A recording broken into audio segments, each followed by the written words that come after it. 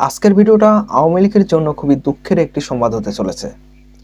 আমি ভিডিওটা শুরু করার আগে কেন এই কথাটা বললাম আপনাদের একটু বলি যে ভারতে কিছুদিন থেকে যে একটা উত্তেজনা দেখতেছি সেটা হলো সাইফ আলীকে ছুরিকাঘাতের হত্যার একটা চেষ্টা করেছেন এবং সেখান থেকে কিছু গণমাধ্যম এবং সে দেশের পুলিশ প্রশাসন থেকে আমরা এটা জানতে পারতেছি সেই হত্যাকাণ্ড যিনি ঘটিয়েছেন বা তিনি ঘটানোর যিনি চেষ্টা করেছেন তিনি নাকি একজন বাংলাদেশি ছিলেন। তো ব্যাপারটাকে সেখানে পর্যন্তই শেষ হতো। কিন্তু আমরা পরবর্তীতে যেটা জানতে পারতেছি বা অনেক গণমাধ্যম থেকে এটাও জানা যাচ্ছে যে আসলে তিনি বাঙালি ছিলেন না। তিনি বাংলাদেশীর না বা সেই দেশেরই। ব্যাপারটা আসলে সেইদিকে না। তিনি কোন দেশের সেটা বড় ব্যাপার না। কিন্তু এই ব্যাপারটাকে কেন্দ্র করে সেই দেশের শিখ সেনার যারা নেতাকর্মী যারা রয়েছেন, তারা কিছু বিস্ফোরক মন্তব্য করেছেন। তো মন্তব্যটা এমন যে রীতিমতো প্রধানমন্ত্রী শেখ হাসিনাকে রীতিমতো একটা থ্রেট দেওয়া হয়েছে এবং এটাও বলা হচ্ছে যে শেখ হাসিনাকে অবিলম্বে যেন বাংলাদেশে ফেরত পাঠানো হয়। এ ধরনের কথাবার্তা শোনা যাচ্ছে। তো হঠাৎ এই কথাটা কেন? আপনাদের বলে রাখি যে শিবসেনা যেই প্রধান যারা রয়েছেন তারা কিন্তু অত্যন্ত মুসলিম বিদ্বেষী।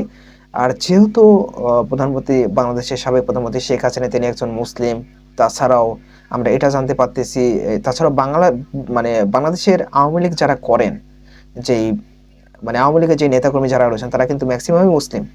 তো তারা যেহেতু ভারতে রীতিমতো অনুপ্রবেশ করতেছে এটা কিন্তু তারা ভালো চোখে দেখতেছে না।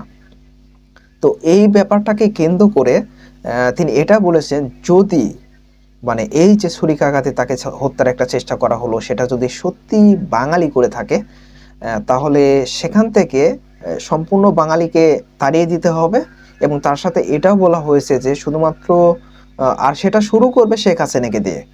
আপনি বুঝতে পারতেছেন? ডিরেক্টলি বলেছেন যে সেটা শুরু করবে শেখ হাসিনাকে কেন্দ্র করে।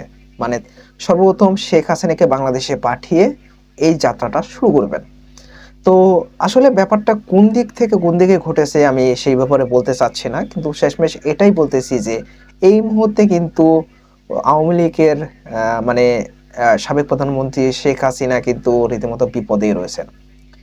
এবং তাকে খুব জোর গলায় তিনি কিন্তু বলতেছেন যে অবিলম্বে যেন সাবেক প্রধানমন্ত্রী বাংলাদেশের পলাতক প্রধানমন্ত্রী তিনি এভাবেও বলেছেন বাংলাদেশের পলাতক প্রধানমন্ত্রী শেখ হাসিনাকে যেন সেই দেশে ফেরত পাঠানো হয় এবং তার সাথে সেখানে যতগুলো বাঙালি রয়েছে তাদেরকে যেন ফেরত পাঠানো হয়।